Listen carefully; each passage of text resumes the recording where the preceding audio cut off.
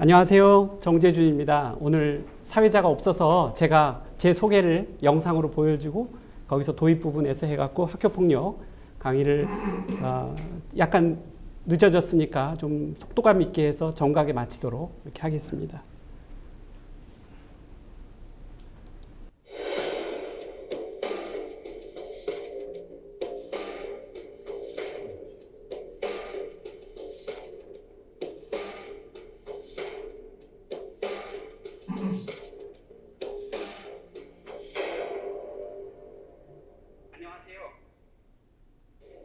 Jae-Jun Chung will be hooded by Professor Franklin Zimmering. Congratulations.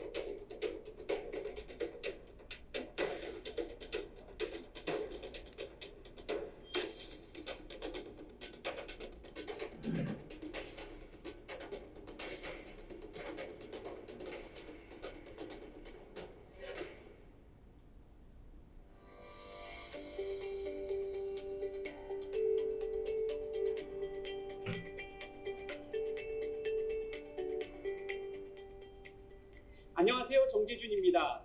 청소년은 행복한 미래를 꿈꿀 권리가 있습니다. 학창시절의 비행과 학교폭력은 예방할 수 있습니다. 저 정재준 강사료도 필요 없고 시간, 장소, 여건도 필요 없습니다. 청소년의 생명을 구할 수 있다면 부르시는 곳 어디나 달려갑니다. 연락주세요. 박수.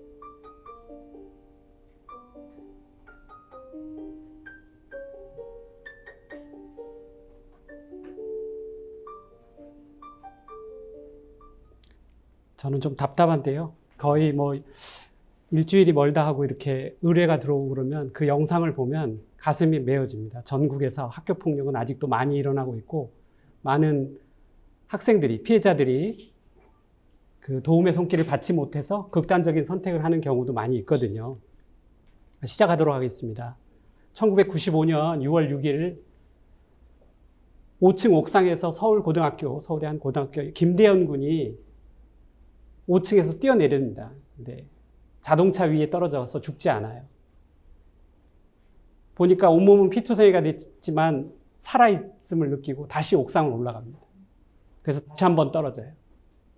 2번 떨어져서 자기 목숨을 끊은 학생이 김대현 군입니다. 그 고통이 살아있는 것보다 빨리 죽는 게 낫겠다라는 생각을 했다고 합니다. 우리가 보통 극단적 선택을 하는 사람을 보면 뭐 그럴 이유가 있겠지라고 생각하는데 김대현 군의 아버지는 삼성에 근무하는 엘리트 삼성맨이었고 김대현 군은 늘상 반장을 역임했던 그런 친구인데 이런 극단적 선택을 했다는 거예요. 2011년 12월 20일 대구 덕원중학교 2학년 권승민 군은 엘리베이터를 타고 옥상에 올라와서 투신합니다. 근데 엘리베이터 CCTV에 한 5층쯤 올라갔더니 털썩 주저앉고 막 울기 시작해요. 권승민 군이 왜 울었을까요? 본인이 죽는다는 걸 아는 거죠. 그러니까 이제 너무 만감이 교차하는 거죠. 그래도 살고 있는 것보다 목숨을 끊는 게 낫겠다라고 생각을 해서 결국 7층까지 올라간 다음에 투신을 하게 됩니다. 놀랍게도 그 부모는 모두 교사였고 전혀 생각하지 못했다고 합니다. 자기의 자식이 전혀 생각하지. 오늘 보면 이렇게 보통 학교 폭력 예방 강의를 하면 많은 참여가 적어요. 왜냐하면 자기하고 관련이 없으니까. 그런데 저를 찾아오는 사람, 이제 피해 가해 부모들 보면 전혀 자신의 자식이 이런 일에 연루될 거라고 생각지 못했다는 거예요. 부모는 자식이 어떤 생각을 하고 어떤 생활을 하고 있는지 제대로 모르고 있다는 거예요. 그게 오늘날의 학교 폭력의 현실입니다. 아까 김대현 군, 권승민 군, 이 두 사건은 우리 학교 폭력 역사에서 중요한 획을 걷는 사건이기도 한데 이 김대현 군 사건 이후로 김영삼 정부에서 처음으로 이 학교 폭력 종합 대책을 발표하게 되고요. 대구 권승민 군 사건 이후에 이렇게 생기부에 처음 기록되는 일이 생기게 됩니다. 그런 다음에 한 번 더 중요한 계기가 됐던 것이 문재인 정부 때, 여기 문재인 정부 때 바로 경미한 거는 학교에서, 그리고 심각한 건 교육지원청에서 이 학폭 사건을 전담하는 걸로 분리됩니다. 그전에는 학교에서 전담기구에서 맡아서 했는데 이제 그 심각성이 약하냐 강하냐에 따라서 분리해서 하게 된다는 점이 문재인 정부 때 학교 폭력에 좀 다른 점이 되죠. 우리가 학교 폭력 그러면 제일 많이 떠오르는 게 스포츠계 이재영, 이다영 배구 자매 사건이 있습니다. 여자 배구단 인천 흥국생명의 주축 선수는 이재영과 이다영 자매였습니다. 이들이 학창 시절에 학교 폭력 가해자였다는 폭로가 2021년 초 보도되었습니다. 이들은 흉기 협박, 금품 갈취, 절도, 폭언, 외압, 집단 얼차려로 피해자들을 괴롭혔습니다. 나아가 팀원들 앞에서 패드립, 가혹행위 강제가담 요구, 도둑으로 몬 다음 감독에게 폭행당하게 하기 등도 폭로되었습니다. 거기다가 피해자들의 나이도 중학생으로 매우 어려서 충격적이었습니다. 또한 이 자매의 학교 폭력은 이미 초등학교 때부터 시작되었다는 것이 2차 제보에 의해 밝혀졌습니다. 이로 인해 두 선수는 국내 배구 경기 참여가 무기한 금지되었고 국가대표 무기한 출전 금지, 은퇴 후에도 배구 지도자 자격 무기한 박탈의 중징계를 받았습니다. 배구협회는 이재영, 이다영 자매의 어머니이자 과거 배구 선수였던 김경희에게 수여한 장한 어버이상을 취소하기로 했습니다.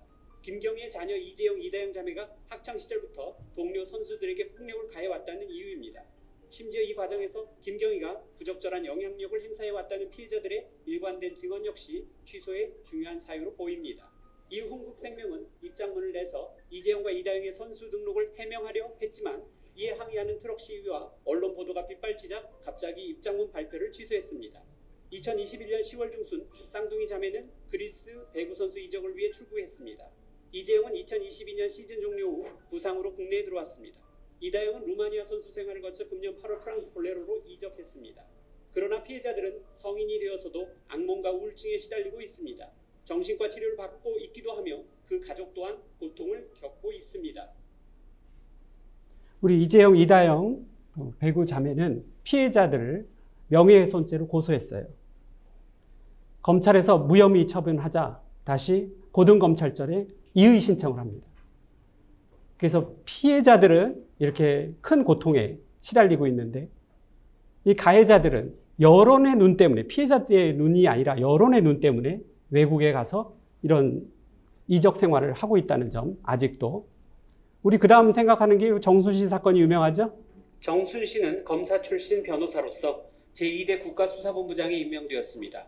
그는 2023년 2월 25일 취임 하루를 앞두고 2017년 있었던 아들의 학교폭력 사건이 언론에 대대적으로 보도되면서 임명이 취소되었습니다. 정순신 변호사의 아들이 강원도에 소재한 민족사관고등학교에 재학하던 시기에 같은 학년 학우에게 학교폭력을 저지르고 강제 전학 처분을 받은 가해자로 뒤늦게 밝혀졌기 때문입니다. 강원도 학교폭력대책지역위원회를 상대로 낸 소송의 판결문 원문인 춘천지방법원 판결문에도 정순신 아들이 피해자에게 저지른 학교폭력 내용은 제주도에서 온 돼지새끼, 넌 여기에 어울리지 않아 같은 언어폭력과 함께 이루어졌으며 후배들이 모인 장소에서 돼지는 가만히 있어 라는 말을 꺼내 공개적으로 피해자에게 모욕하고 망신을 주는 방식으로 행해졌습니다. 당시 정순신은 피해자에 대한 사과보다 가해자인 아들의 잘못을 줄이는 데 주력했습니다. 자신의 법적 전문성을 적극 활용하여 학교폭력을 저지른 본인의 아들을 감싸고 돌며 물리적으로 때린 게 있으면 변명의 여지가 없겠지만 언어적 폭력이니 맥락이 중요한 것 같다. B군과 친해지려 했던 취지로 주장했고 오히려 원하지 않는 기숙사 방에 배치하는 것이 제도적 폭력이다 라는 주장을 했습니다. 정순신의 아들도 반성 없이 피해자가 부담스러웠다. 작년 일은 기억이 잘 안 난다. 는 등의 말로 본인의 가해 사실을 인정하지 않았습니다. 이후 정순신 부부는 교육청 재심 청구, 행정소송, 집행정지 신청 등 온갖 법적 조치를 동원해 아들의 전학을 막으려 했습니다. 정순신은 대법원까지 소송을 끌고 갔고 결국 패소했습니다. 피해 학생은 정순신 아들에게 8개월간 피해를 당한 뒤 다시 대법원 소송까지 2년여를 그 결과에 더 매달려야 했습니다. 피해자는 극심한 우울과 정신적 고통으로 30% 안에 들던 고교 내신이 학사 경고를 받을 정도로 떨어졌습니다. 외상후 스트레스 장애와 공황 장애로 자살 위험 진단을 받은 뒤 실제로 자살을 시도한 적도 있었습니다. 정순신 아들은 서울대에 진학한 반면 민사고에서 피해를 당한 2명의 피해자는 대학 진학을 하지 못했거나 중도 전학한 사실이 확인됐습니다. 학교폭력 피해자는 학폭의 시작에서 피해를 당했는데 학폭 심의 과정에서도 피해와 시달림을 당해야 했고 결과도 피해 회복이 되지 않는 불공정이 그 결말이었습니다. 이렇게 정순신은 본인이 대전지검의 홍성지청장일 때 이 사건을 검사 시절이죠. 이 사건을 소송으로 제기했습니다. 그러면서 그 2년여 동안에 다시 한번 바뀐 게 이제 서울중앙지검의 인권감독관의 임무도 맡았었어요. 그럼 검사라든가 인권감독관은 피해자의 입장에 서서 나라의 녹을 먹으면서 일을 처리해야 되는데 지금 피해자가 아니라 가해자인 자기 아들을 감싸기 위해서 이 소송을 대법원까지 끌고 갔고 이제 결국 패소하게 되죠. 이게 바로 공정한 학교폭력의 룰인지. 표혜림 사건도 매우 안타까운 사건입니다. 안녕하세요. 최근 일이에요. 학교폭력 예방 전문TV 정재준입니다. 오늘은 안타까운 학폭 피해자 표혜림 사건의 전말을 알려드리려 합니다. 초등학교부터 고등학교까지 무려 12년간 학교폭력을 당했다고 고백해 현실판 더 글로리 주인공으로 불리는 표예림 씨가 금년 4월 극단적 선택 이후 회복했으나 이번 10월 또다시 극단적 선택으로 생을 달리하였습니다. 2023년 4월 13일 표예림의 동창생이라는 사람이 표예림에게 학교폭력을 가한 가해자 4명의 신상정보를 포함한 영상을 유튜브에 업로드했습니다. 조회수가 무려 500만 회를 넘어 대한민국 언론에 크게 회자된 적이 있었습니다. 이에 가해자들의 반격이 시작되었는데요. 표예림 모욕 유튜브 영상에 충격을 받은 표예림은 자살을 시도했다가 그녀의 SNS에 글을 눈치챈 팔로워가 빠르게 신고하면서 극적으로 살 수 있었습니다. 이게 올봄의 일입니다. 올 여름 표예림은 국회를 방문해 김영배 의원을 만나서 학교폭력 공소시효에 관한 탄원서를 제출했습니다. 2023년 9월 표예림의 영향이 컸는지 학교폭력 예방법 개정안이 발의되었습니다. 즉 학교폭력 예방법 제2조 1호의 학교폭력으로서 상해, 폭행, 감금, 협박 등에 해당하는 범죄의 공소시효는 피해 학생이 성년에 달한 날부터 진행될 수 있도록 하는 것이 그 주 내용입니다. 현재 개정안은 진행 중입니다. 그러나 학교폭력 피해자 구제연대를 위해 다른 유튜버와 협조관계를 유지했던 것이 문제가 되었습니다. 그의 성범죄 전력을 알게 된 표혜림이 연대의 거절을 선언하였고 이에 대한 반격으로 스토킹을 당하고 있다고 표혜림 씨는 호소하였고 결국은 극단적 선택으로 생을 달리한 것입니다. 금년 9월 12일 SOS라는 제목의 표혜림 씨 마지막 유튜브 영상을 제가 뒤늦게 봤습니다. 제가 알았더라면 도와드렸을 텐데라는 생각을 했습니다. 영상은 극단적 선택하기 직전에 그 절절한 심정이 담겨 있었습니다. 그저 여기서 제 스토커가 멈춰주길 바라는 마음으로 글을 적고 영상을 찍고 올립니다. 살면서 처음으로 공개적으로 도움을 요청합니다. 표혜림 씨의 사망은 매우 안타까운 학교폭력 관련 사건으로 학폭 역사에 기록될 것입니다. 감사합니다. 표혜림 씨는 학교폭력 피해자인데 이를 밝히려고 유튜버로 활약하다가 다른 이런 같은 유튜버의 어떤 사건에 연루돼서 스토커를 받게 되고 결국 그 극단적 선택을 하게 됩니다. 이런 점을 보면 학교폭력은 그 자체로 끝나는 게 아니라 그 이후에도 여러 가지 문제를 낳는다는 걸 알 수가 있어요. 표혜림 사건은 제가 유튜브를 하면서도 계속 접하고 있었기 때문에 아, 이분만큼은 인원도 많고 그래서 좀 잘할 수 있겠거니 했는데 갑자기 이렇게 그것도 제가 이 음성을 알거든요. 이 정도면 이거 굉장히 위험한 상태거든요. 아까 음성 들으셨죠? 저거는 보통 사람이 극단적 선택하기 직전의 소리예요. 제가 저걸 알거든요. 근데 제가 그 극단적 선택 이후에 저 SOS를 받기 때문에 도움을 줄 수 없었던 안타까운 사건입니다. 마지막으로 우리 김승희 대통령실 의전비서관 자녀 학폭 사건을 살펴볼게요. 경기도 성남시의 한 초등학교 3학년에 재학 중이던 김승희 비서관에 따른 금년 7월 10일 같은 학교 한 학년 아래인 2학년 여학생을 화장실로 데려가 변기에 앉힌 다음 10여 차례 리코더, 플라스틱 피리로 머리와 얼굴을 때렸습니다. 다음 주에도 변기에 앉힌 뒤 손을 뒤로 하고 눈을 감게 한 뒤 주먹으로 눈 이마를 폭행해 전치 9주의 상해를 입혔습니다. 피해자가 눈 부상만 전치 6주가 나왔고 각막이 훼손될 정도로 심각한 상태라고 하며 눈이 너무 붓고 안압이 올라 일주일 동안 정확한 검사도 받지 못했다고 합니다.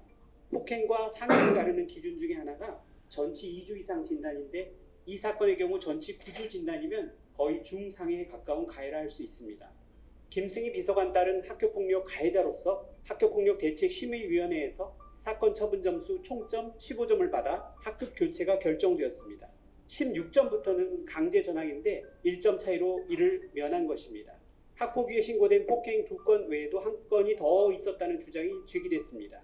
피해 학생을 대리한 변호사는 가해 학생의 폭행이 모두 3차례 있었다고 학폭위 심의 당일 출석해 위원들에게 추가 폭행 사실에 대해 진술했으나 제대로 반영되지 않은 것 같다고 합니다.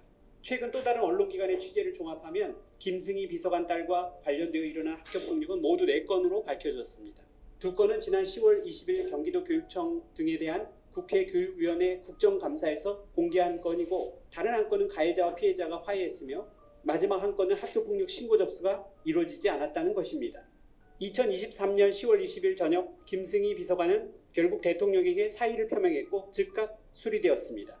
김승희 씨는 원래 행사 이벤트 대표 출신으로 윤 대통령 취임 직후 의전 선임 행정관에 임명되었으며 이후 의전 비서관으로 승진되었습니다. 이번 일로 김승희 씨는 직장도 잃고 학교폭력 피해자로부터 손해배상에 따른 민사소송 피고로 전락할 위기에 처해 있게 되었습니다. 자, 왜 이 형사처벌이 되지 않느냐? 초등학교 3학년까지 만 9세예요. 만 10세 미만은 형사처벌조차도 되지 않습니다. 그래서 학교폭력이라는 행정이 있지만 경찰 고소 자체가 될 수 없기 때문에 여기 도표 한번 보실래요?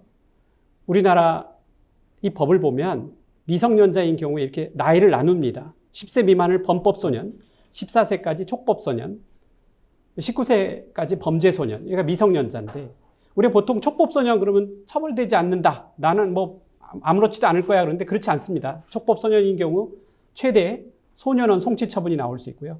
범죄소년, 14세 이상 19세 미만일 경우에 그 범죄의 경중과 환경조사, 범죄 소년의 환경조사에 따라서 소년원 또는 소년교도소에 갈 수 있습니다. 소년은 송치처분하면 소년원에 가는 거고 형사처벌이 되면 소년교도소에 갈 수 있는 거죠.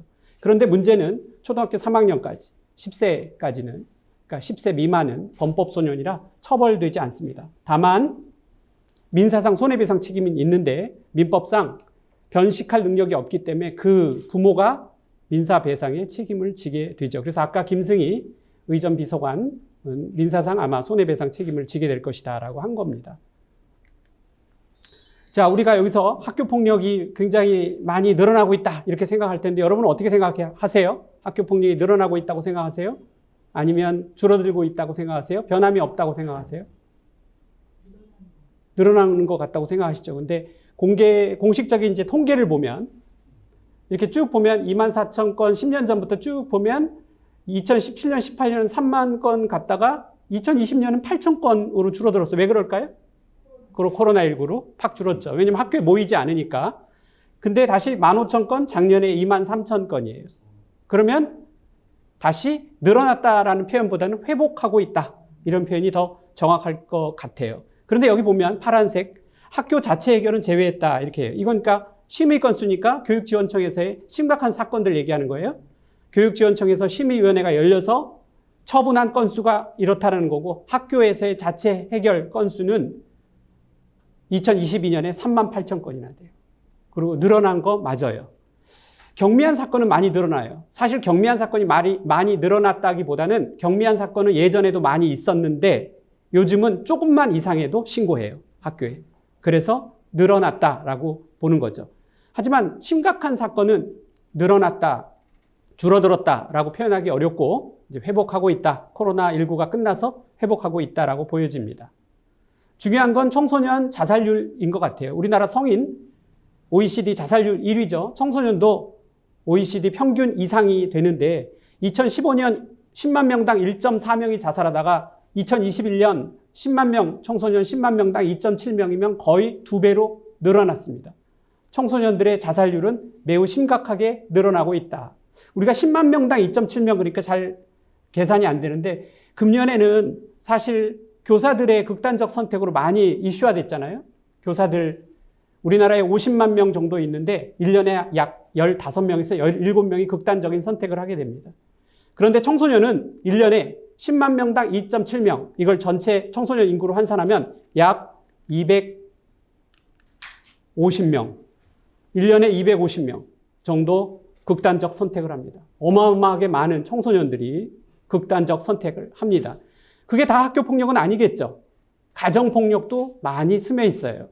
그래서 제가 그 도표 밑에 막대 그래프로 가정폭력이 2009년 55건에서 2021년 10만 명당 502건으로 10배 늘어납니다. 청소년들은 대개 가정폭력과 학교폭력으로 극단적 선택을 많이 하기 때문이죠.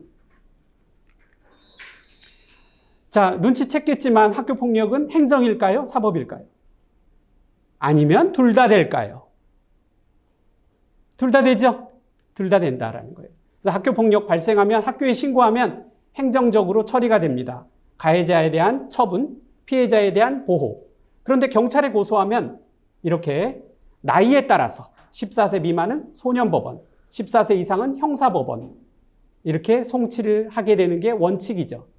그래서 보통 피해자 부모가 저에게 상담을 오게 되면 너무 억울하다, 이렇게 많이 피해를 당했는데 처분이 이거밖에 안 되냐? 그러면 제가 알려드립니다.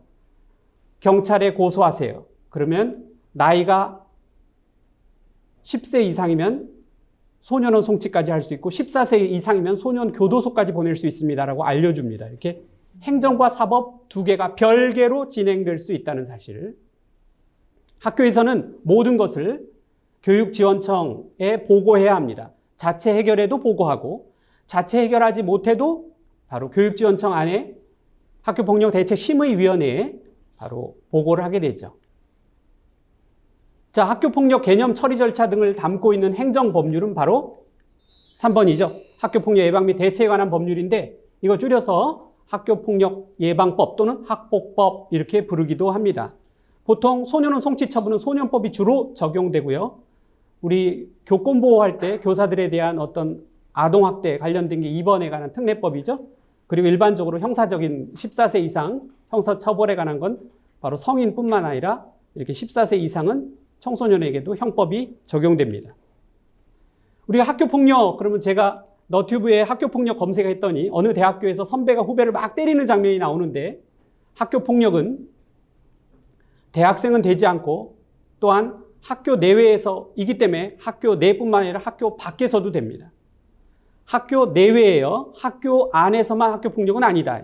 학교 운동장, 학원, 길거리, 친구 집도 다 학교폭력이다. 또 학생을 대상으로 발생한 폭력이라고 하는데 학생을 대상으로 한다. 이때 학생은 초, 중, 고 특수학교, 장애인 학교 학생을 말합니다. 그래서 학교폭력 어떻게 보면 학생폭력이다 이렇게 기억하면 좋을 것 같아요.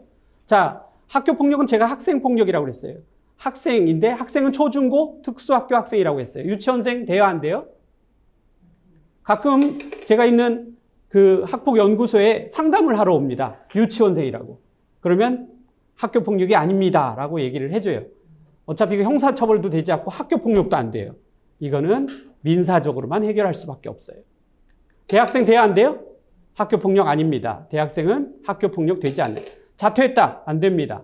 근신, 학생이죠? 근신 중에도 학적은 학생입니다. 자, 교사, 안 됩니다. 학교폭력 아니고요. 다른 학교 학생, A학교, B학교 학생이 싸웠다? 됩니다. 학교폭력이죠. 재수생, 졸업했으니까 안 되죠. 전학온 다문화 학생, 학적을 갖고 있으니까 학교폭력이 됩니다. 이때 학생을 대상으로 한다고 그랬는데 학생을 대상으로 한다는 건 학생이 반드시 피해자여야 한다는 거죠. 그래서 학교폭력은 학생이 대상, 즉 학생이 피해자여야지 학생이 피해자가 아니면 학교폭력이 아닙니다. 대표적으로 학생이 담임선생님을 때렸다. 그럼 피해자가 누구예요? 교사예요. 그럼 학교폭력이 아니 됩니다. 고등학생이 유치원생을 때렸다. 피해자가 누구죠? 유치원생.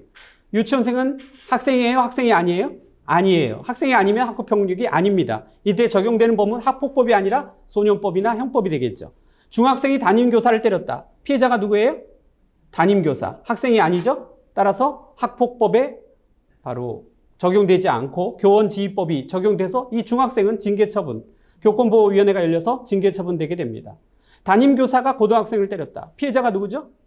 학생이에요. 학폭법이 적용됩니다. 담임교사가 때려도 학폭법이 적용돼요. 피해자가 학생이라면. 다만 이럴 때는 학폭법이 보조적으로 적용되고 담임교사에 대한 아동학대법 또는 형법이 먼저 적용되죠. 가장 예상하고 있는 건 가해자와 피해자가 둘 다 학생일 경우에 학폭법이 주로 적용되죠. 가해자에 대한 고등학생 처분, 피해자에 대한 보호. 초, 중, 고 어디가 최다 발생할까요? 학급별로. 이제 학교 급별로. 그러니까 초등학생이 가장 학교 폭력을 많이 저지를까요? 중학생이 가장 많이 저지를까요? 고등학생이 가장 많이 저지를까요? 중학생. 어제 언론에 중학생이라고 이렇게 나왔다. 중학생이라고 생각 많이 하시는데 초등학생입니다. 학교 폭력이 신고된 경우 그 비율이 가장 높은 건 초등학생입니다. 초등학생이 그것도 4학년이 최고예요. 신고 비율, 피해, 그러니까 신고하거나 피해 응답률이 가장 높습니다. 초등학교. 이렇게 저연령화되고 있다는 거. 제가 학교 다닐 때만 해도 중학교 2학년이 가장 많았는데 지금은 초등학생이 가장 많다. 그런데 어제 뉴스에 나온 건 왜 중학생이 많다고 하느냐? 조금 다릅니다. 신고된 거나 피해 응답률과 다른 게 뭐냐? 어제 뉴스에 나온 거는 경찰이 검거했을 때 누가 제일 많냐 이거예요. 여러분 초등학교 3학년까지는 검거할 수 있어요, 없어요? 없잖아요. 그럼 다 빠져, 통계에서. 거기다가 초등학교 4, 5, 6학년이 검거됐다고 쳐도 여러분이 경찰관이면 훈방하겠어요? 아니면 이거 입건하겠어요? 가급적이면 훈방하겠죠? 그러니까 발생 건수는 상당히 많은데 실제로 경찰이 학교 폭력으로 검거하고 입건하고 이런 건 중학생이 제일 많고 그 다음 고등학생, 그 다음 초등학생 이런 순서로 되어 있습니다. 최근에 우리나라는 초등학교 교실이 66제곱미터 약 20평, 22평 정도 되죠. 여기에 25명이 1년 동안 같이 생활을 해야 돼요. 육체적으로 어느 정도 성장했을지 모르지만 정신적으로 미성숙한 아이들이 1년 동안 이 좁은 여러분 몇 평에 살아요? 저 84제곱미터에 살아요. 서너 명이. 그래도 티격태격 하는데. 아니, 25명이 66제곱미터에 1년 동안 살면 생활하다 보면 학교폭력이 일어날 수밖에 없는, 그래서 학교폭력은 사실 없어질 수는 없다고 생각해요. 뭐 뒤룩갱도 일정한 사회에서 일정한 범죄가 일어나기 마련이다. 그런 명언을 남기기도 했는데 우리는 인간이기에 이런 학교폭력을 어느 정도 줄일 수 있다. 그래서 제가 이 자리에 서게 된 것입니다. 자, 학교폭력의 특징으로 제가 저연령화라고 하는데 또 하나가 진흥화입니다. 학교폭력이 많이 늘어났다 줄어들었다는 단언할 수는 없지만 심각화는 제가 맞다라고 얘기할 수 있어요. 과거에는 주먹질하고 코피 터지면 내가 이겼다 끝나기도 하는데 지금 아주 교묘해집니다. 도구를 쓴다든가 인터넷으로 괴롭힌다든가 휴대폰으로, 또는 학교폭력 그 처분은 받지 않는 그 경계선상으로 아이들이 많이 지능적으로 됐어요. 자, 제가 때리거나 욕을 하면 가해자가 돼요. 그러니까 요즘 학생들이 어떻게 하냐, 쟤를 괴롭히고 싶어요. 제가 없을 때 몰래 제 물건을 다른 데 옮겨 놓습니다. 훔친 건 아니잖아요. 또 화장실에서 손을 씻습니다. 그 피해자가 와요. 가까이 와요. 그러면 손을 씻다가 물을 확 튀겨요. 그건 처벌할 수 없거든요. 그런 식으로 아주 교묘화되고 있고 심각화되고 있다는 사실은 맞습니다. 제가 아까 남양주시에서 왜 활동을 하느냐? 자, 제가 24년 동안 학교폭력과 청소년 범죄를 다루었는데 우연히 자료를 검색하다가 남양주시가 학교폭력 발생 건수 전국 1위예요. 그래서 거기에 가게 됐습니다. 구리 남양주 교육지원청이죠. 제가 2년 전에 갔는데 올해 지금 구리 남양주 교육지원청의 장학사를 만났는데 선생님 1위가 아니라 2위예요 그러더라고요. 그러니까 제가 검색했을 땐 1위였는데 지금 2위인데 이걸 칭찬을 해야 될지 1, 2위를 다투는 거죠. 그래서 1위가 어디냐고 그랬더니 오성, 화성, 그러니까 동탄 신도시 거기거든요. 신도시에 학교폭력이 많아요. 왜 신도시에 학교폭력이 많을까요? 학생이 많으니까. 이제 그거는 이제 그냥 수치적인 거고 어떤 내용으로. 그렇죠. 정답이에요. 자, 이유2에 보면 맞벌이 부부. 정답 맞췄어요. 옛날에는 어머님이 집에 있으면서 훈육을 했는데 지금은 집에 어머니, 아버지 없단 말이에요. 요즘 MZ세대 결혼할 때부터 여성이 직업이 당연히 있어야 된다고 생각하는 거예요. 저희 때만 해도 그런 게 없었거든요. 그러다 보니까 집에 돌아오면 어머니도 없고 아버지도 없어. 그런데 이유 1을 보면 한 자녀야. 저는 이남 이녀의 막내예요. 막내라서 뭐 귀엽게 컸다라고 하지만 천만에 살아남기 위해서 엄청 눈치를 많이 보고 웃어야 되고 잘해야 돼요. 사람들한테 인간관계를. 그런데 한 자녀 모릅니다. 어떻게 사회성을 길러야 할지 모릅니다. 엄마 아빠는 왕자와 공주로 키워요. 이러니 얼마나 버릇 없겠습니까? 얼마나 밥상 교육이 되지 않았겠습니까? 그런 사람들이 모여 있어요. 66제곱미터에. 당연히 불협화음이 나올 수밖에 없는 거죠.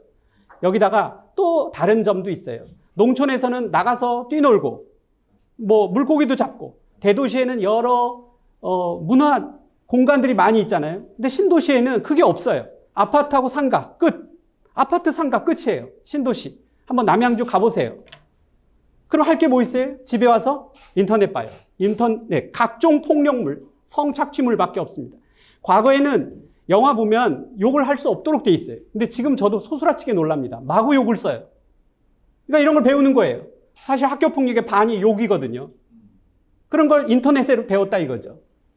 농촌 또는 대도시 이런 것보다 신도시 학생들이 많은 이유를 저는 이렇게 진단한다라는 거예요. 학교 폭력의 원인. 자, 1. 장난삼아. 2. 피해 학생이 가해를 유발해서. 3. 화가 나서. 4번 스트레스. 몇 번일까요? 맞습니다. 굉장히 지식이 굉장히 뛰어나시네요. 장난삼아입니다. 이거 맞추기 쉽지 않는데. 장난삼아가 34%고 이유 없음이 18% 두 개 합치면 50% 넘는 학교 폭력의 원인이 뚜렷한 이유가 없는 거예요. 우리 성인 범죄의 가장 큰 이유는 돈, 성, 분노예요. 돈, 성, 화가 성인 범죄의 원인. 그러면 주된 원인이 이건데 청소년들의 학교 폭력의 원인은 장난과 이유 없음. 다르죠? 그래서 그 해법도 달리 삼아야 될 것 같아요. 학교폭력의 처리 절차로 들어가겠습니다.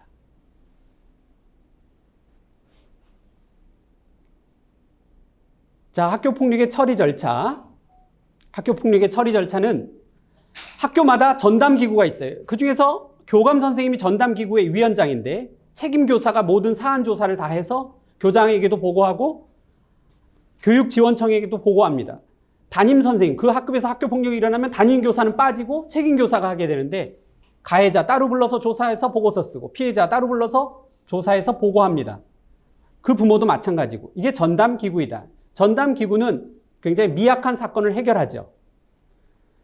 학교장은 피해 학생에 대한 긴급조치, 가해 학생에 대한 긴급조치를 한 다음 교육지원청에 보고하는 시스템이다. 가급적이면 자체 해결하는 게 좋겠죠. 자체 해결하는 요건이 너무 어려워요. 2주 미만의 진단서가 나와야 되고 재산상 피해가 없어야 되고 지속적이지 않아야 되고 보복행위가 아니어야 돼요. 1, 2, 3, 4를 다 만족해도 피해 학생 부모가 나 싫어 그럼 끝이에요. 나 교육지원청에 심의위원 갈래 그러면 1, 2, 3, 4 다 만족해도 다 끝나요. 그렇기 때문에 자체 해결이 되게 어렵습니다.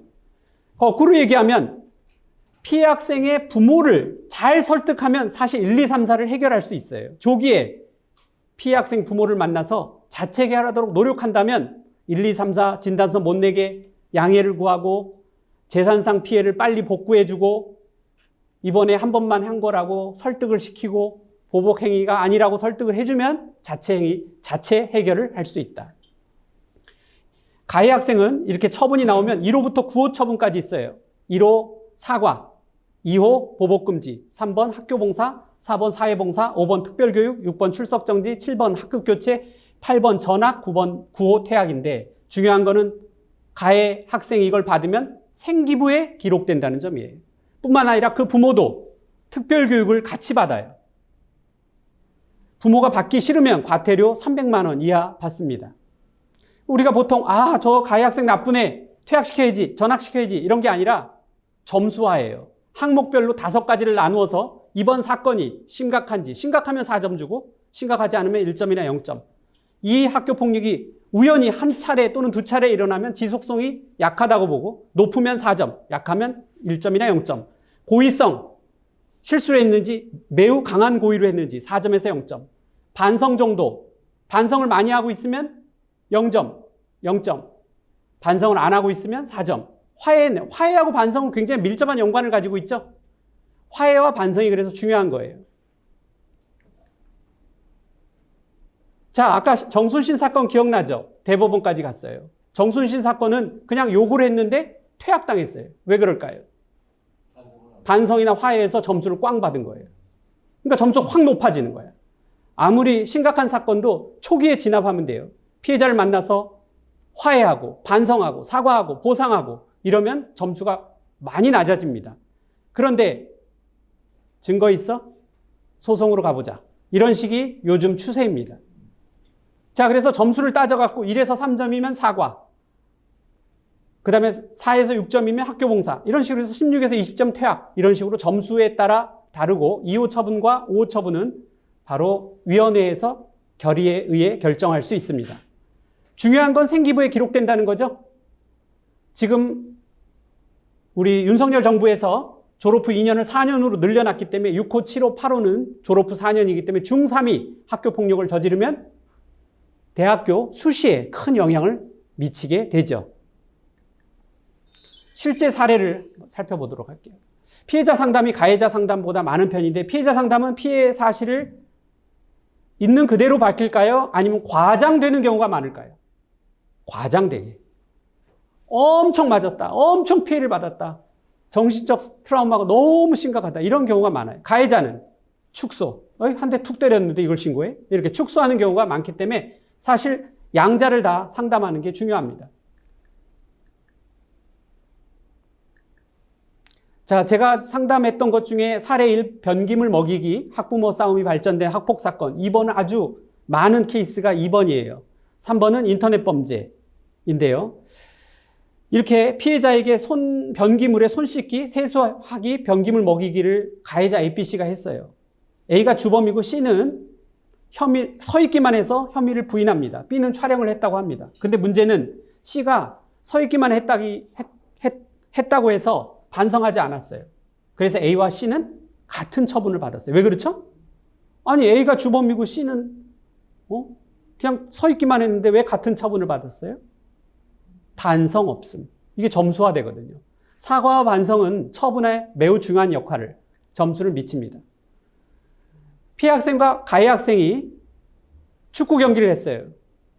피해 학생이 너무 태클을 심하게 해서 가해 학생이 무릎이 까지고, 그리고 심판에 의해서 피해 학생이 바로 경고를 먹을 정도로 이런 축구 경기가 있어서 가해 학생이 경기 끝난 다음에 너무 화가 났어요. 야, 너 다칠 뻔했어. 사과해. 경기일 뿐인데 내가 왜 사과해?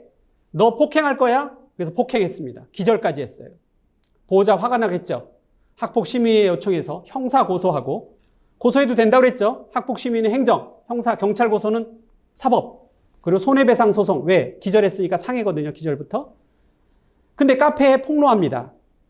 같은 아파트에 살고 있었는데 이름을 특정하진 않았지만 누구나 알 수 있도록 그렇게 카페에 가해 학생의 사실에 대해서 얘기를 합니다. 가해 학생 부모가 화가 나겠죠.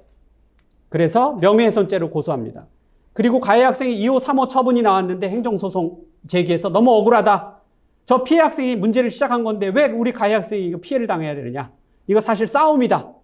기절했을 뿐이다. 뭐 이런 식으로 해가지고 형사소송, 민사소송, 행정소송 3개, 변호사 5님하고 저한테 데리고 온 사건이 이 사건입니다. 이런 사건이 엄청 많아요.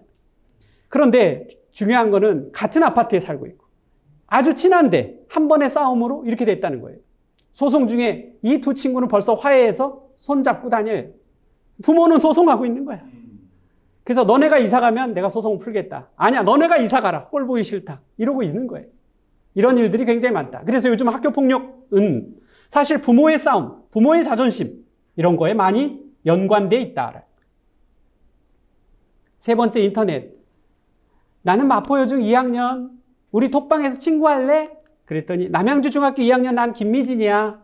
그래, 나 엉뚱해서 고민이야. 엉덩이가 뚱뚱하다예요. 청소년들은 은어를 씁니다. 내 사진 좀 봐봐. 너도 보내줘 그랬어요. 먼저 친구가 보내주니까.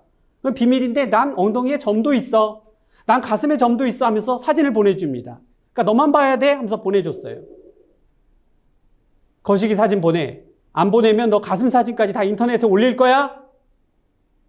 그런 다음에 돈 보내. 이렇게 나옵니다.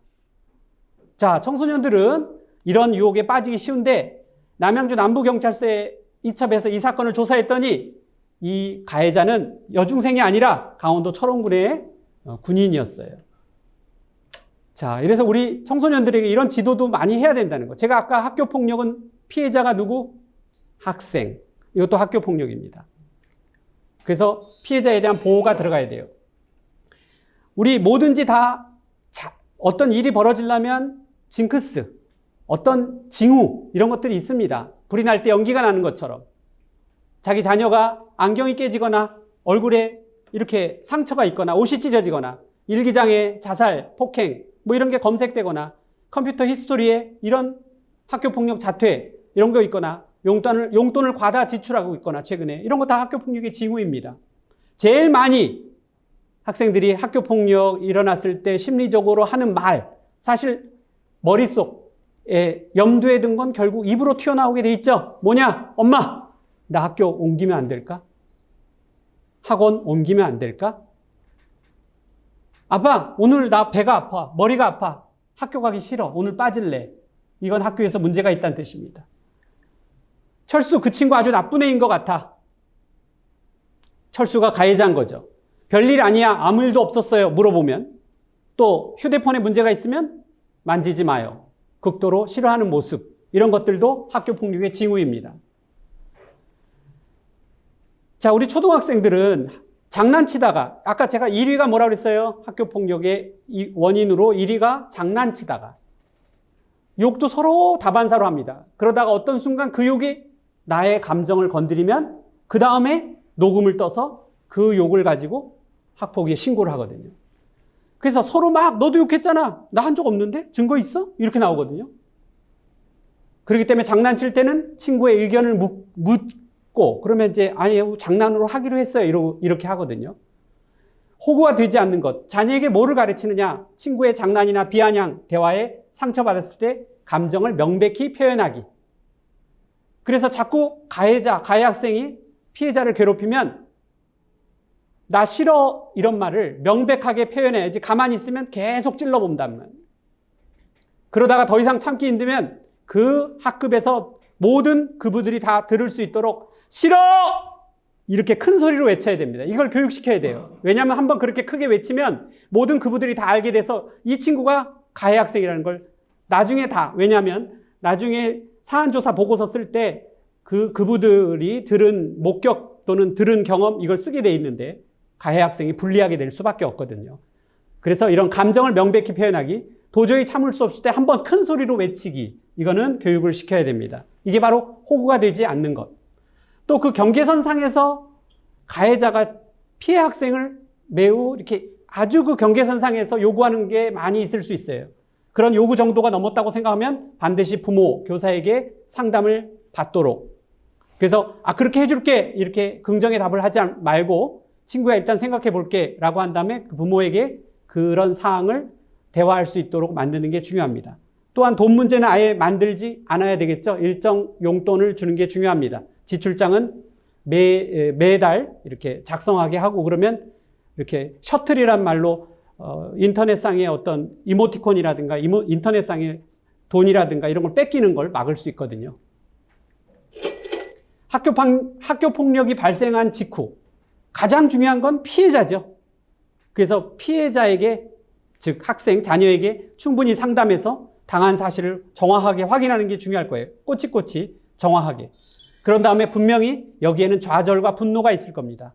이걸 표출할 수 있도록 도와주고 이걸 내가 해결해 줄게. 다시 잘 될 수 있어 라는 용기를 줍니다. 그 다음에 바로 학교에 신고합니다. 학교에 신고할 때 녹음을 하셔야 됩니다. 요즘 어떤 학교들은 신고받은 적이 없다 잡아떼기도 하거든요. 신고받으면 반드시 전담기구에 보고하도록 돼 있어요. 그리고 전문기관에 학폭은 117 대표전화가 있습니다. 전문기관 푸른나무 청소년재단도 있고 저와 같이 한국학교폭력예방연구소도 있습니다. 얼마든지 전문기관을 통해서 어떤 절차가 있는지 어떻게 도움받을 수 있는지 요청을 받으면 좋겠다. 다 무료이거든요. 우리가 보통 가해 학생, 피해 학생만 생각하는데 사실은 방어자, 방관자, 즉 그부들이 그거를 호응하거나 아니면 무관심하거나 이것 때문에 피해가 더 확대되는 경우도 있겠죠. 그래서 사실 그부들을 방어자로 잘 담임교사는 훈련시키는 것도 중요합니다. 자, 마지막으로 학교폭력의 10가지 방법과 제가 강조하고 싶은 두세 가지를 마무리하면서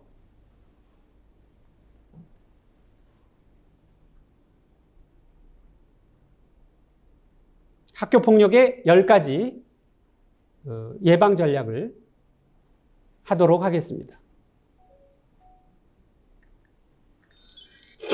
다음 보기 중 청소년들이 누구의 말을 가장 잘 들을까요? 친구요? 이번에는 연예인입니다. 아이돌. 거의 우상화되어 있어요. 그래서 예컨대 이제 여기 유명한 알죠? 그룹 ATS라고 해요. ATS 그룹이 이 ATS 그룹 멤버가 어떤 여학교에 오늘 학교 폭력 안 돼. 그러면 거의 신처럼 받들거든요. 남학교 같은 경우는 레드핑크라든가 이런 그룹이 있다고 치면 남학교에 많이 먹히거든요. 이렇게 녹음을 떠요. 그런 다음에 등교 시간이나 점심 시간에 틀어요. 예컨대 여러분 저는 ATS 멤버 정재준이에요. 오늘만큼은 친구에게 잘해줘야 돼. 학교 폭력 안 돼요. 이렇게 한마디 방송에 내보내면 그 학교는 그날 학교 폭력이 없어집니다. 신처럼 떠받들어요. 제가 기획한 겁니다. 근데 문제는 안 만나줘요, 저를. 이게 녹음을 떠야 되는데. 이게 쉽지 않습니다. 근데 제가 왜 이렇게 하냐면 개별적으로 하는 것보다 대한민국 전체를 보고 학교 폭력을 낮추려다 보니까 이런 생각을 하게 되는 거예요. 이거 되게 좋은 방법인데 학교 폭력이 많은 사람이 서로 관심을 가져야 되는데 내 일이 아니야. 연예인들은 내 일 아니라고 생각해요. 아마 대통령이 이거 이렇게 녹음 떠달라고 할 거야. 근데 제가 해달라니까 이제 안 하는 거지. 여러분 지금 쭉 이렇게 제 학교폭력 예방 강의를 들어보고 있지만 이거 들을만 하네. 이 짧은 시간 30분에서 1시간 유익하네라고 점점점 생각을 할 겁니다. 근데 이런 강의가 거의 없어요. 그런데 놀랍게도 학교폭력 예방법 제15조를 보면 대한민국의 모든 초, 중, 고등학생은 한 학기에 한 번 이상씩 반드시 학교폭력 예방 교육을 강제적으로 듣도록 돼 있어요. 이렇게 법은 강제하고 있는데 가르칠 사람이 없어. 더 중요한 건 학교에 예산이 없어. 그리고 시간 편성도 안 돼 있어. 그럼 어떻게 하죠? 어떻게 학교폭력 강의 같은 거를 이제 텔레비전 틀어요. 그러면 학생들이 제대로 들을까요? 실강의도 잘 안 듣는데 엎드려 자거나 다른 거 하지. 그래서 학교폭력 이렇게 예방 교육을 위해서 강연회를 활성화한다든가 자격증제를 만들어서 이걸 양성화한다든가 이런 게 필요하지 않을까라는 생각이 듭니다. 학교마다 많은 학교 한 60% 정도는 위클래스라고 학폭 상담소가 있어요. 여기에 자원봉사단을 발족해서 2, 3학년, 고학년, 초등학교는 4, 5, 6학년, 고학년을 1, 2, 3학년과 짝선배로 연결시켜 주는 거예요. 그래서 저학년에 문제가 있으면 이 고학년에게 상담을 통해서 그걸 사전에 캐치하고 이거를 학폭 상담소 담임 선생님께 연결하는 작업을 하면 좋다. 또 그렇게 고학년 자원봉사단에게는 자원봉사 시간을 넣어주고 생기부에도 좋게 기록할 수 있겠죠. 이런 것도 바로 사실 외톨이거든요. 우리 더 글로리 봐요. 더 글로리 보면 왜 이런 극단적인 결말이 나와요? 글로리 보면 그 피해자를 보면 전 이런 생각이 들어요. 친구가 없어. 가해자만 패거리가 있고 피해자는 친구가 없는 거예요. 친구가 있었다면 충분히 극단적인 선택을 하지 않았을 텐데 라는 생각을 하거든요. 친구보다 더 선배를, 우수한 선배를 연결시키는 이런 짝선배 활동을 하면 좋지 않을까라는 생각이 듭니다. 또 이런 학교폭력을 경험할 수 있도록 카드게임을 쉬는 시간에 이렇게 할 수 있도록, 이거 얼마 안 되거든요. 한 반에 이거 하나 넣으면 19,000원이에요. 학교폭력 예방 카드게임. 핀란드에서는 이런 카드게임을 통해서 왕따가 된 초등학생이 눈물 짓는 경우가 많다고 합니다. 그래서 한 번도 이런 학교폭력의 피해자가 돼본 적이 없단 말이에요. 초등학교 때. 그런데 이렇게 간접 경험을 하고도 충분히 느낄 수 있다면 미리 간접 경험을 통해서 가해의 어떤 위험성 그리고 피해에 대한 거를 알려주는 게 낫지 않겠는가. 5번째는 환경 재설계입니다.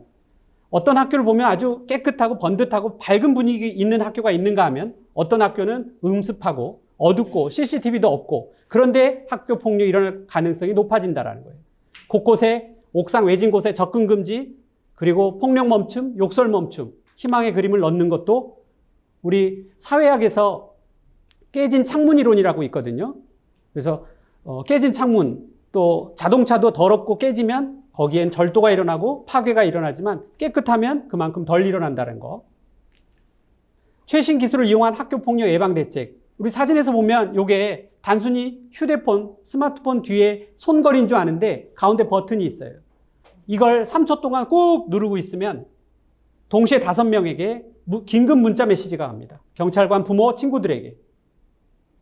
그래서 학교폭력이 벌어지고 있는 상황에서 이 휴대폰에 긴급 문자를 누르면 중지시키고 뭔가 대안이 되지 않을까라는 게. 근데 이게 가격이 꽤 됩니다. 38,520원이에요. 이거를 학급 다 배포해주고 또 학교 전체 다 나눠주고 하기에 좀 부담이 되는 거죠. 그렇지만 이거는 어떤 개별적으로 또는 일반 여성에게도 이제 필요한 그런 대처 방법인 것 같습니다. 융합교육. 제가 이제 봄학기 때는 교생 실습 많이 갑니다. 이 금년도 봄학기 때, 1학기 때 윤리학과 학생에게 교생 나간다 해서 결석을 좀 장기적으로 하겠다 해서 이제 사인 받으러 왔는데 제가 그랬어요. 해겔이니 윤리 시간에 공자니 이런 거 가르치지 말고 그 시간에 학교폭력이나 에티켓 좀 가르쳐라. 이렇게 주문을 했더니 교수님 그런 거 가르치면 당장 학부모로부터 전화가 옵니다. 시험에 나오지 않는 걸 왜 가르치냐고. 거기서 제가 떠오른 게 그럼 시험에 내면 되잖아, 학교폭력을. 국어 시간에 학교폭력 피해자를 방관하는 주인공 이야기 소설을 넣고, 영어 시간에 영어 지문 독해 학교폭력에 관한 걸 넣고, 학교폭력에 관한 영문 에세이를 쓰게 하고, 윤리 시간에 학교폭력 가해자와 피해자를 다룬 단원을 삽입하고, 이걸 실제로 시험에 낸다면 학교폭력에 대한 관심이 더 높아질 거 아니겠어요? 우리 청소년 시기에는 감수성이 예민해서 이게 오래 기억됩니다. 저도 국어 시간에 학창시절 때 황순원의 소나기 아직도 그 내용 다 기억나거든요.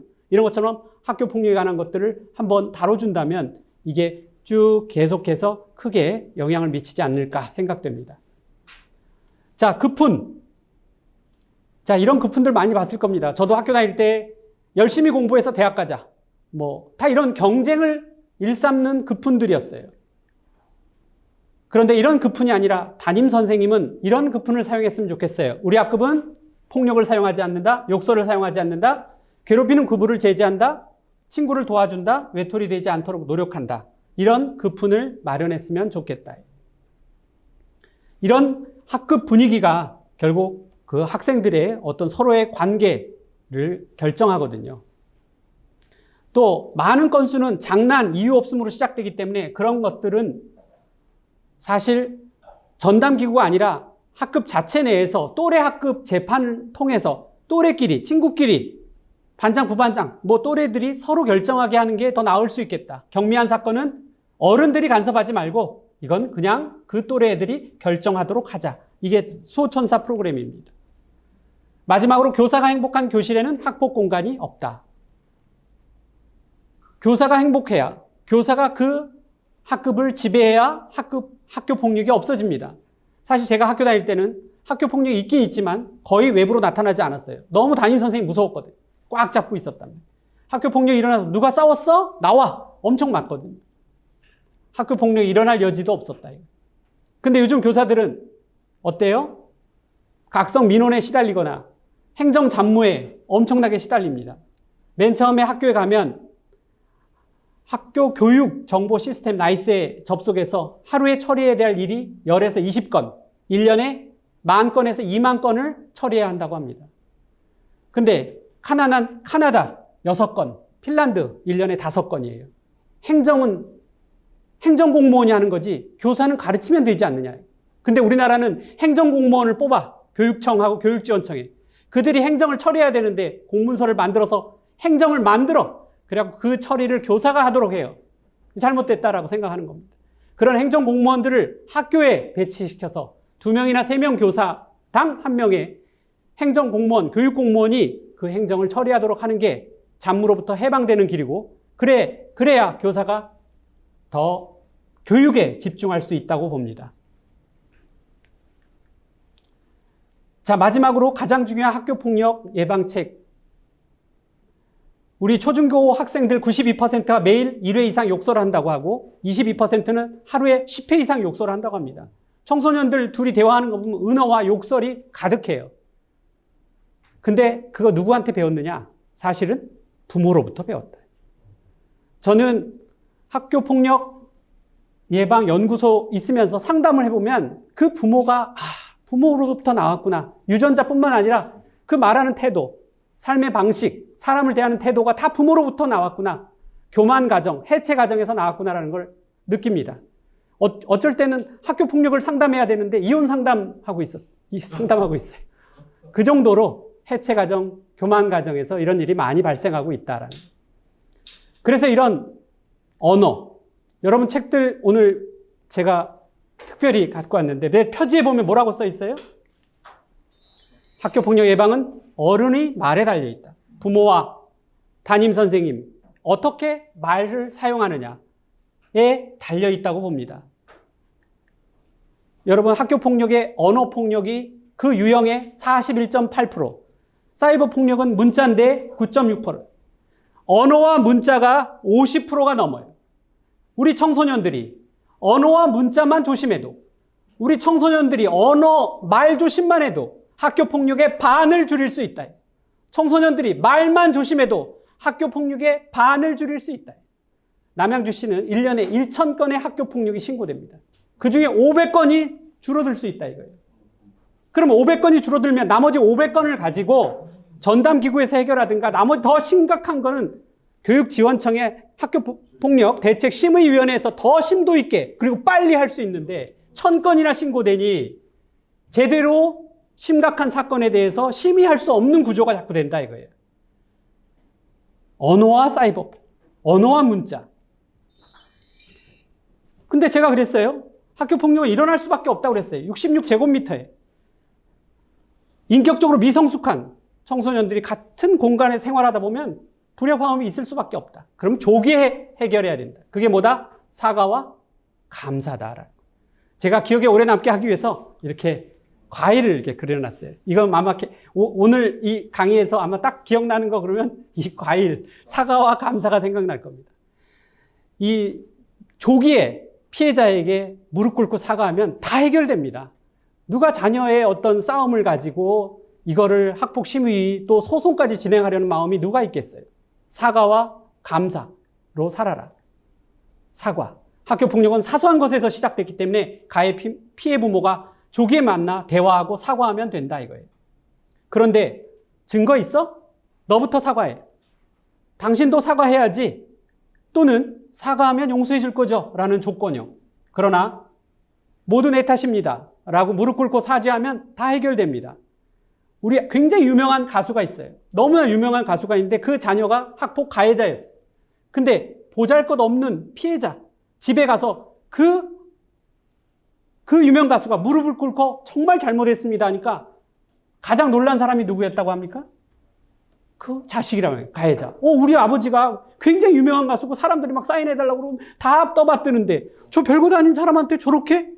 내가 정말 아버지한테 큰 잘못을 저질렀구나. 앞으로 학교 폭력 일으키면 안 되겠구나. 이런 생각을 했다고 합니다. 이게 언론에도 크게 이슈화 됐었는데 어떤 피해자는 가해자에게 무릎 꿇으라고 그렇게 하는 사람이 있어요. 그럼 무릎 꿇어야 됩니다. 왜냐하면 사실 자발적으로 무릎 꿇고 사죄하는 게 더 큰 사과인데 무릎 꿇으라고 그러면 사실 반은 마음이 날아가거든요. 그렇기 때문에 진정한 사과가 아니기 때문에 무릎 꿇으라고 그러면 더 좋은 거예요. 무릎 꿇으라는 말은 뭐예요? 받아들이겠다는 거거든요.